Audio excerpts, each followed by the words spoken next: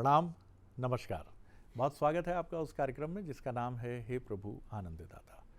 और इसके एक और नए एपिसोड में, यानी ये एपिसोड आप पहली बार देख रहे हैं, आपका बहुत स्वागत है। बीते कुछ एपिसोड्स में आपने महाभारत के यक्ष युधिष्ठिर संवाद का उल्लेख सुना। आज उसी कड़ी को हम आगे बढ़ाते हुए दो ऐसे प्रश्न यक्ष के, या सम्मिलित ही कह लें आप उसको, प्रश्न लेंगे जिनके उत्तर पर प्रकाश डालेंगे। इसके पहले हमने हल्का आपको हिंट देकर जो युधिष्ठिर के उत्तर थे हमने आपको वो भी बताए, लेकिन आज मुझे लगता है कि और अधिक मौलिक व्याख्या के लिए हम सीधे अपने विद्वान वक्ता से सुनेंगे, जिनका गहन गंभीर अनुशीलन अध्ययन पुराणगत, शास्त्रगत, वेदगत, उपनिषदगत तमाम ग्रंथावली को लेकर है। और ये सम्मिलित प्रश्न के तौर पर अगर मैं रखूं यक्ष के इन प्रश्नों को जो यक्ष ने युधिष्ठिर से पूछे, तो वो ये थे कि संसार का सबसे सुखी व्यक्ति कौन है, और कौन ऐसा है जो पूरी तरह से शोक से मुक्त है। जाहिर तौर पर वही प्रसन्न होगा जो शोक से मुक्त होगा, लेकिन सबसे अधिक प्रसन्न व्यक्ति जिसको कोई दुख ना हो वो कौन हो सकता है, और उसके कारण क्या हो सकते हैं। यक्ष प्रश्न वाकई यक्ष प्रश्न है, क्योंकि ये हम सब का भी यक्ष प्रश्न है। हम बहुत मुस्कुराते हैं हमेशा। कई लोग तो नकली इतना मुस्कुराना सीख जाते हैं कि वो बिल्कुल हूबहू असली लगता है, लेकिन उनके अंतर में ज्वाला धधकती रहती है। या तो वो किसी नशे में प्रकट होती है, या बहुत अंतरंग लोगों के सामने प्रकट होती है, या फिर उनके मन की वेदना वही जानते हैं सिर्फ। इतना नाटक सुखी रहने का, अंदर आप इतने व्यथित हो, तो आखिर है कौन जिसकी मुस्कुराहट 24 कैरेट सच्ची है, जो मन और आत्मा से मुस्कुरा रहा है। जाहिर तौर पर ऐसा व्यक्ति विलक्षण होगा, तो उसकी विलक्षणता का कारण क्या होगा, क्या जवाब दिया होगा युधिष्ठिर ने यक्ष को, यह हम युधिष्ठिर से तो नहीं सुन सकते हैं, लेकिन अपने विद्वान वक्ता से अवश्य सुन सकते हैं। तो चलिए भगवत गीता के अध्येता, मानस मर्मज्ञ प्रोफेसर डॉक्टर सुरेंद्र बिहारी गोस्वामी जी के समक्ष चलते हैं। प्रणाम कर रहा हूँ डॉक्टर साहब जी। आपने सीधे सीधे वन पर्व के दक्षिणांग में युधिष्ठिर और यक्ष के संवाद की कि अनेकों ने एक क्रम का बड़ा सुंदर, सूक्ष्म और लोकोपयोगी प्रश्न पूछ दिया है जी। आपने प्रश्न पूछा है कि सुखी कौन। आपने प्रश्न पूछा है सुखी कौन। या आपके प्रश्न का एक भाग में और करूं तो आपने एक और बात कही थी कि प्रसन्न कौन। तो ये तो यक्ष है ना, जो प्रत्येक प्रश्नों को मीमांसा करके पूछेगा। तो यक्ष ने इसके दो भाग बनाए। यक्ष ने इस प्रश्न के दो भाग बनाए और इसके दो सुंदरतम उत्तर प्राप्त किए। सबसे पहले देख लें, प्रसन्न कौन। जो प्रिय है वो प्रसन्न है, जो सबका प्रिय हो जाएगा वो प्रसन्न हो जाएगा। आपकी प्रसन्नता, ध्यान रखिएगा, खुशी और प्रसन्नता में बड़ा अंतर है। खुश जो है वो निरपेक्ष, सापेक्ष शब्द है। मैं खुश हो गया तो आप दुखी हो गए। लेकिन प्रसन्न जो है वो एक तटस्थ शब्द है कि मैं प्रसन्न हूं, अर्थात मेरे परिवेश में कोई मुझसे दुखी नहीं है। मेरे परिवेश में कोई मुझसे दुखी नहीं है। तो उन्होंने कहा कि कौन प्रसन्न है, तो उसके लिए उन्होंने कहा प्रियम को आपी। यक्ष पूछते हैं कौन प्रिय है। जो सबका प्रिय हो वही प्रसन्न होगा ना। तो युधिष्ठिर सोचते हैं कि प्रिय कौन हो सकता है। अब ध्यान रखिए, प्रिय वही होगा ना जो अप्रिय ना हो। तो वो उत्तर ढूंढते हैं अप्रियता का कारण क्या है। वो कहते हैं जिसने मान छोड़ दिया वो प्रसन्न है। जिसने मान छोड़ दिया वो प्रसन्न है। मान अहंकार, मान सम्मान, मान जस अपजस, मान ऊंचा नीचा, मान मैं। तो जिसका मैं तिरोहित हो गया उससे प्रसन्न संसार में कोई नहीं है। फिर वो मस्त बावला हो जाता है। कबीर कहते हैं कबीरा खड़ा बाजार में लिए लुआटी हाथ, और जो घर फूके आपनो चले हमारे साथ। तो उसने सबसे पहले अहंकार के भवन में आग लगा दी। जैसे ही मान तुम्हारा समाप्त हो गया, तुम विनम्र हो गए, विनम्र, तुम्हें शीलता के गुण आ गए, तुम शीलवान हो गए, तुम आर्जव हो गए, तुम सहज हो गए, तुम सरल हो गए। फिर तुम्हारे मन में सारी प्रक्रिया, सारी कांक्षाएं मान केंद्रित होती हैं। जो कुछ भी तुम्हें चाहिए वो तुम्हारा मान है। जहां भी तुम बैठना चाहते हो वो तुम्हारा सम्मान है। तो आपके जीवन में गतिरोध, आपके जीवन में अवरोध मान सम्मान का ही तो है। तो इस खेल को मिटा दो आप।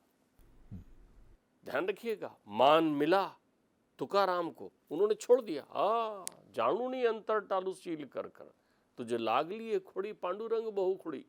बुलाया है राजा ने पालकी भेजकर, बोले महाराज क्षमा करो, मैं नहीं। मान छोड़ दिया श्री सुदामा जी ने। राजा ने कहा मैं तुम्हें राज ज्योतिषी, राज पुरोहित बना दूंगा, आ जाओ मेरे पास, मेरे बारे में भजन गाओ, मुझे मेरे भाट बन जाओ, मेरे संदर्भ में कहा। उन्होंने कहा नहीं। मान छोड़ा मीरा ने, तो अकबर आकर खड़े हैं वहां के बादशाह, सलामत होकर चुपचाप सुन रहे हैं। ये सुंदरी क्या गुनगुना रही है, किसको गुनगुना रही है। मान छोड़ दिया कबीर ने।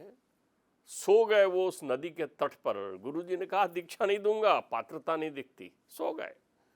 गुरुजी का पैर पड़ा, उन्होंने कहा राम राम, बोले मिल गया, राम धन मिल गया मुझे। छोड़ा मान तुमने। तुम्हारे जीवन में सारे संताप, सारे अप्रियता का कारण तुम्हारा झूठा मान है। मान रहने से भक्ति नहीं मिलती। मान रहने से शक्ति पराभव को प्राप्त होती है। मान रहने से अभिमान आता है। कौन झुके, बात नहीं कर रहे हैं पति पत्नी 6 महीने से, बात नहीं कर रहे हैं कौन झुके। मान, किसका मान? नश्वर काय का, नाशवान रूप का, छोड़ जाने वाले धन का, या उन संबंधों का जो झूठ की बुनियाद पर टिके हुए हैं? छोड़ दें। तो जब तुम प्रसन्न हो जाओगे तो सुखी भी हो जाओगे। तो उन्होंने कहा कौन सुखी?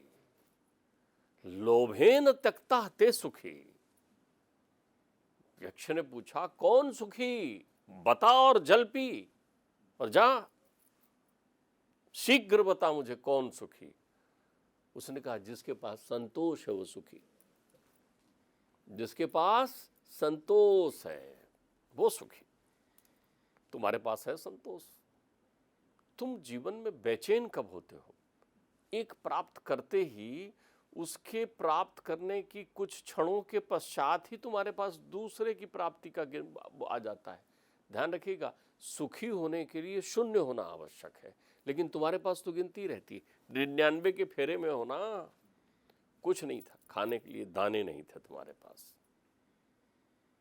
किससे सुना रहे हैं? बड़े बड़े लोगों को मैं सुनता हूं, क्या बताऊं, बहुत गरीबी थी मेरे पिता के पास, मेरे इनके पास गरीबी थी। तुम भूल गए क्यों? अब तो तुम और करोड़ों रुपए ले रहे हो ना, लाखों रुपए ले रहे हो ना। उस समय तुम्हारे जीवन में सुख था जब संतोष था। तुलसीदास जी बड़े सुंदर ढंग से कहते हैं, लोग कहते हैं कि महाराज वो आपके बारे में आलोचना करते हैं कि संत हो गया तुलसी, संत हो गया तुलसी। अरे बोले बहुत बढ़िया करते हैं, बहुत बढ़िया। पाप प्रतिष्ठा सर चढ़ी।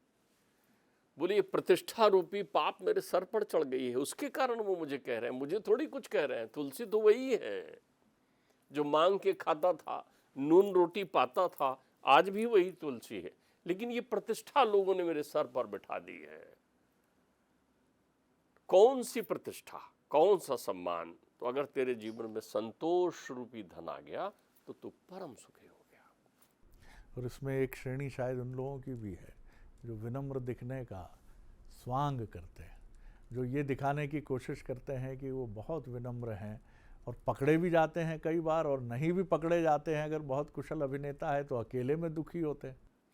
देखिए मैं आपको बताऊं जी, इस पर भी यक्ष ने प्रश्न किया है।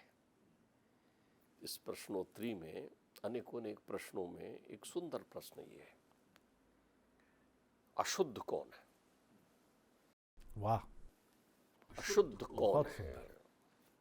वाह, शुद्धा शुद्ध, अशुद्ध कौन है? जिसने स्नान नहीं किया। तो बोले स्नान करने से तो मनुष्य जो है आज नहाएगा, कल अशुद्ध हो जाएगा। बोले ऐसा कोई स्नान बताओ जिसको नहाने के बाद नहाने की जरूरत ना पड़े कभी। एक स्नान हो जैसे तीर्थ में डुबकी लगाने का सूत्र बना दिया गया है।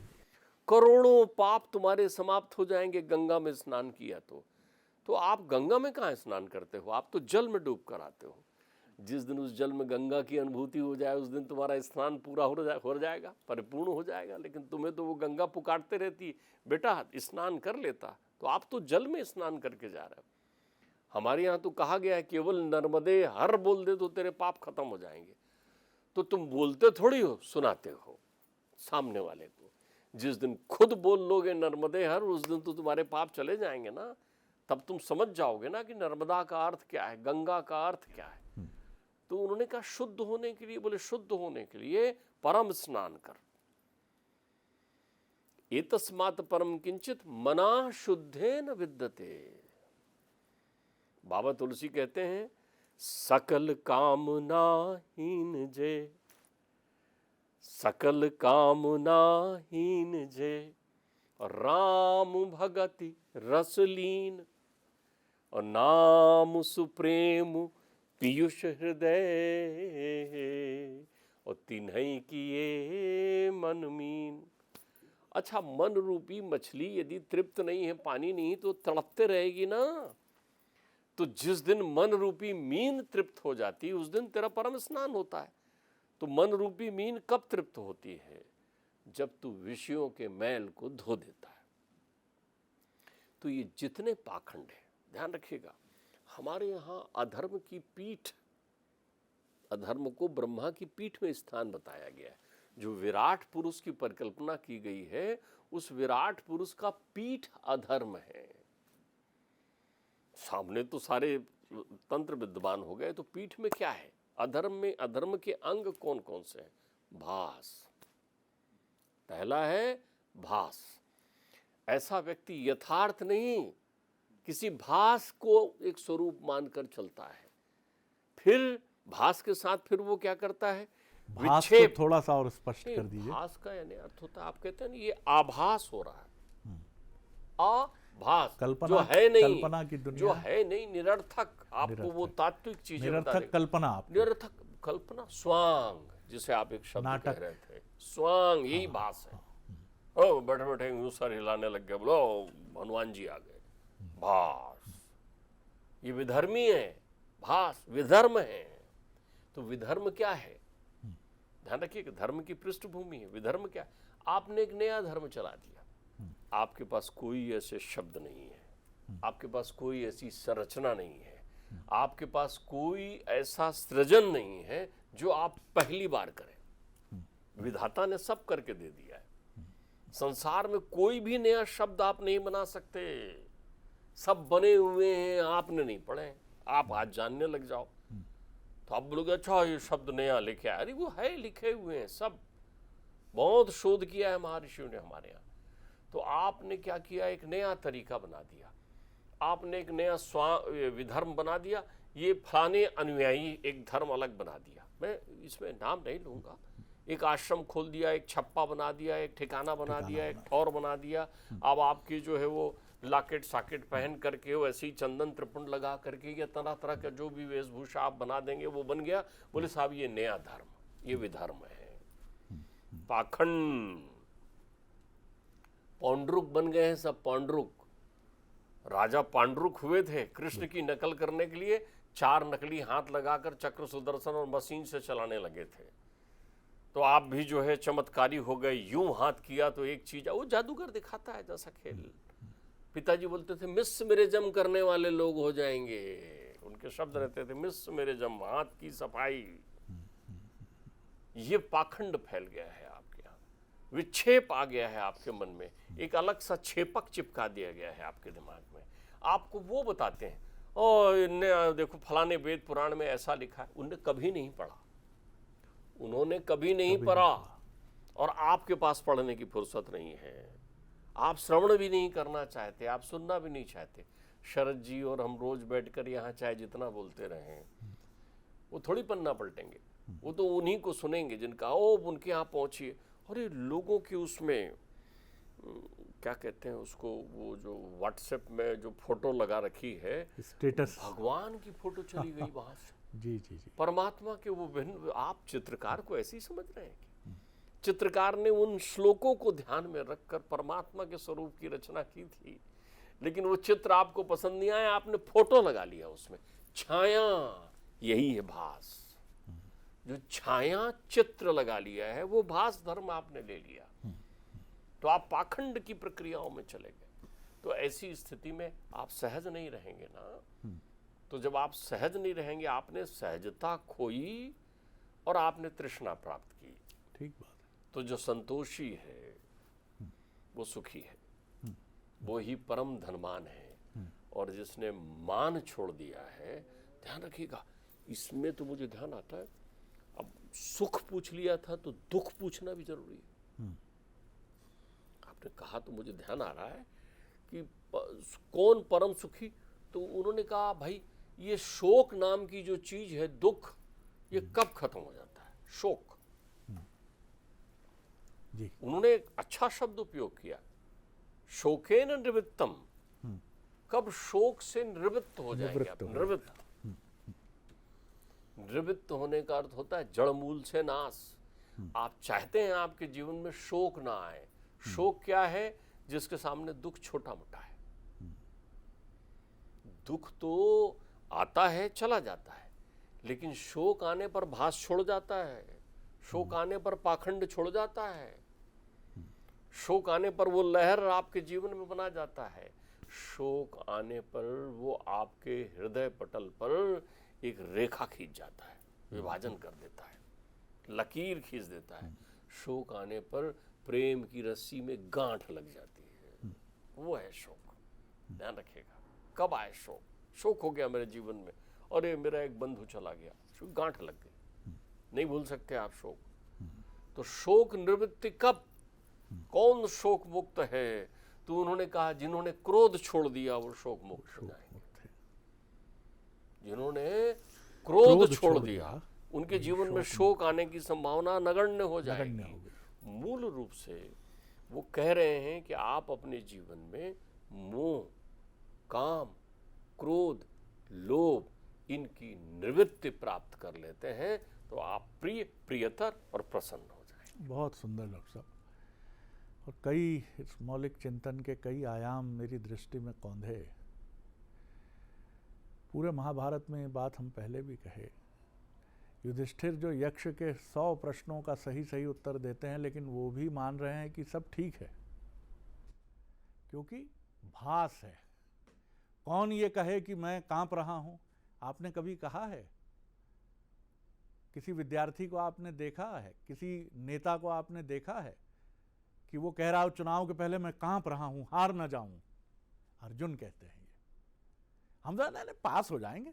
जो सारे सब्जेक्ट में फेल होता है वही विद्यार्थी सबसे जोर से कहता है पापा जी बहुत अच्छी तैयारी है, पता नहीं कैसी कॉपी चेक हुई, समझ ही नहीं आ रहा। रावण मृत्यु के सन्निकट है कुटुंब के साथ, एक भी बार वो राम थक जाते हैं, रख देते हैं हथियार। अगस्त्य मुनि आते हैं, आदित्य हृदय स्त्रोत बताते हैं कि राम भी स्वीकारते हैं मैं थक रहा हूं, मैं नहीं कर पाऊंगा युद्ध, लेकिन रावण नहीं कह रहा है। तो भास वाला हमेशा स्वांग करता है, काला चश्मा लगाएगा, चेस्ट फुला लेगा, अहंकार से चलेगा, चाल बदल जाएगी। और जो राम है वो क्लांत है, वो चिंतित है, वो कह रहा है युद्ध नहीं कर पाऊंगा। जिसके पास सब कुछ है बुद्ध, वो कहते हैं अब जाना है, पत्नी को छोड़कर, नवजात संतान को छोड़कर निकल पड़े हैं। छोड़ना क्या है? छोड़ना क्या है? आपने अपने जीवन में क्या छोड़ा है? किसी ने संकल्प लिया कि ये गाड़ी में अब नहीं बैठूंगा, अब खड़ाऊ ही पहनूंगा, अब खादी ही पहनूंगा, तृष्णाओं का कोई अंत है? जैसा डॉक्टर साहब ने कहा, मिराज की तरह तो चमक रही हैं अभी भी। वृद्ध हो गए तो अब उपचार अच्छे बढ़िया वेदांता से कम में क्या होना चाहिए? वाह भाई, अभी भी उपचार की भी तृष्णा वेदांता तक जा रही है, यूएसए तक जा रही है। हम तो डायलिसिस यूएसए में कराते हैं, भारत में तो आपको मालूम है कि वो जो वाटर रहता है वो ठीक नहीं है। वाह साहब, मृत्यु पर बिल्कुल कदम रख चुके हैं आप, अंतिम पड़ाव है जीवन का। ये सब क्या है? और इसीलिए तो अशांति है। जिसने स्वीकारा मैं पीड़ा में हूं, मुझे ईश्वर चाहिए। बुद्ध को क्या चाहिए था? राजपाट। क्या चाहिए था बुद्ध को? महावीर को क्या प्राप्त करना था? या किसी भी सियाराम बाबा को क्या चाहिए था? अगर कुछ चाहिए होता तो बहुत कुछ हासिल कर सकते थे, लेकिन वो ऊब गए थे इस माया जाल से। हम और आप नहीं ऊबे हैं, इसीलिए हमें अभी भी दूर चमकता सोना दिख रहा है। लग रहा है दौड़ लगाएं मिल जाएगा सोना, लेकिन नहीं। समझें, लौटें पीछे तो हम पाएंगे कि संसार में कष्ट तो हैं ही। इन कष्टों से लड़कर ईश्वर के निकटस्थ होने का एक ही मार्ग है कि आप अपने प्रमाद को, अपने भास को, अपने नाटक को छोड़िए। स्वीकारिए कि आप दुख में हैं, आप पीड़ा में हैं, आपको आनंद नहीं आ रहा है, तभी तो आप ढूंढ पाएंगे आनंद का मार्ग। डॉक्टर साहब, बहुत ही बढ़िया रहा। अगले एपिसोड में एक और विषय लेकर उपस्थित होंगे। प्रणाम।